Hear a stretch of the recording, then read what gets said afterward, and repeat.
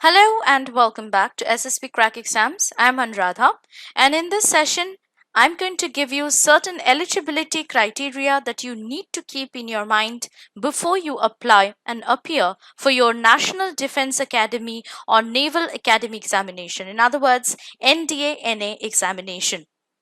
So, before we go into any further, let me tell you what are the contents of this session.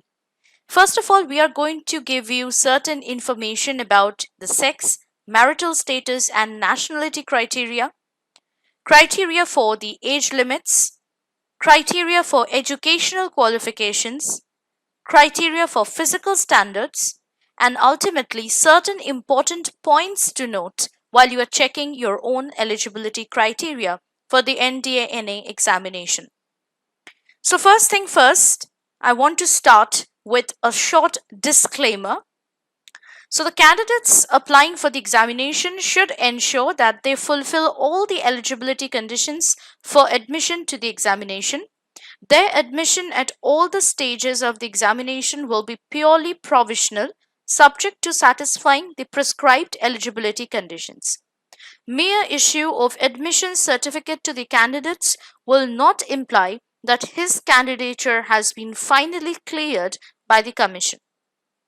Verification of eligibility conditions with reference to original documents is taken up only after the candidate has qualified the written test and is called for SSB interview.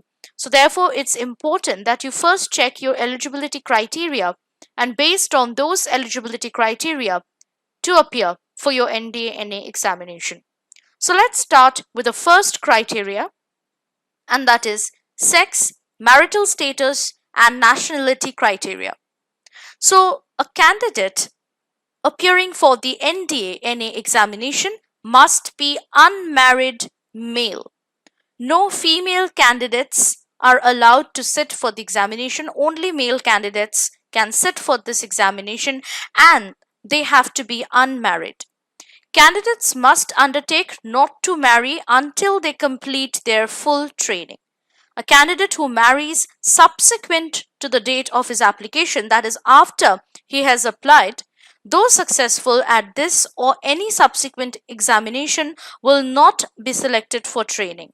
A candidate who marries during training shall be discharged and will be liable to refund all expenditure incurred on him by the government. So you need to be very, very careful, right? Next is the nationality criteria. A candidate applying for this examination must be, number one, a citizen of India, or number two, a subject of Nepal, or number three, a Tibetan refugee who came over to India before 1st January 1962 with the intention of permanently settling in India. Or number four, a person of Indian origin who has migrated from Pakistan, Burma, Sri Lanka, and East African countries of Kenya, Uganda, the United Republic of Tanzania, Zambia, Malawi, Zaire, and Ethiopia or Vietnam with the intention of permanently settling in India. A candidate belonging to categories 2, 3, and 4 shall be a person in whose favor a certificate of eligibility has been issued by the Government of India. Certificate of eligibility will not, however, be necessary in the case of candidates who are Gorkha subjects of Nepal. So be very careful about the nationality criteria. There are so many provisions that you need to cater to while you're applying for the NDA NA examination pertaining to your nationality criteria. Now, coming to the criteria for the age limits, I'm going to give you these criteria according to the different exams like NDA 1 2020, NDA 2 2020, not only that, but also for NDA 1 2021 and NDA 2 2021. So please be very careful about these age limits. We'll first start with NDA 1 2020. The age limits for this examination will be for those candidates who are born not earlier than 2nd July 2001 and not later than 1st July 2004. Alright. For NDA 2020, the candidate should born not earlier than 2nd January 2002 and not later than 1st January 2005. For NDA 1 2021, the candidates should not born earlier than 2nd July 2002 and not later than 1st July 2005. For NDA 2 2021, the age limits will be for the candidates born not earlier than 2nd January 2003 and not later than 1st January 2006. Alright, now we will come to the criteria for the educational qualifications. Now I have divided the entries according to the different wings. First is the Army wing. The second is for both Air Force wing and Naval wing. The third criteria is for 10+2 cadet entry scheme at the Indian Naval Academy. So first of all, I'll start with the Army wing entry. The educational qualifications for the Army wing is 12th class passed or appeared or appearing of the 10+2 pattern of school education or equivalent examination conducted by a state education board or a university. For Air Force wing and Naval wing, the candidate has to be a 12th class passed or a 12th class appeared or a 12th class appearing with physics, chemistry and mathematics of the 10+2 pattern of school education or equivalent conducted by a state education board or a university.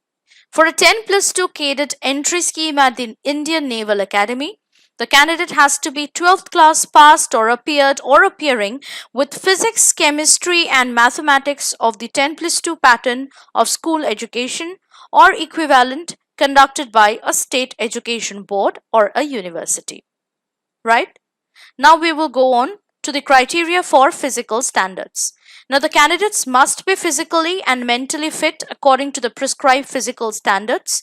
Candidates are therefore advised in their own interest to get themselves medically examined before submitting their applications to avoid disappointment at the final stage.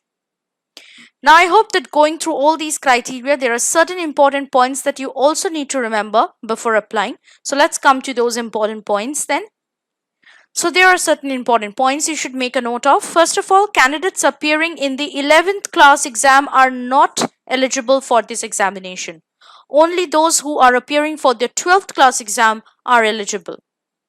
Candidates who are debarred by the Ministry of Defence from holding any type of commission in the defence services shall not be eligible for admission to the examination, and if admitted, their candidature will be cancelled. Those candidates who have failed CPSS or PABT earlier are eligible for Air Force in ground duty branches, not in flying branch, only for ground duty branches in Air Force, if they fill their willingness in the online application form available at the Commission's website. A candidate who has resigned or withdrawn on disciplinary grounds from any of the training academies of armed forces is not eligible to apply for the NDA NA examination. So I hope that going through all the eligibility criteria that in today's session you have been informed about, you are now ready to apply for your NDA NA examination. So please subscribe to our courses by downloading our app. Subscribe to the NDA course and you will get all the content, lectures, the quizzes, the mock tests, sample practice Q&A, previous year's Q&A, and practice exercises that will give you an edge over the other candidates applying for the NDA NA examination. So stay tuned to SSB Crack Exams, and I will come back with some more informational videos like this that will help you to get a clear idea of the examination that you're going to appear for. Jai Hind.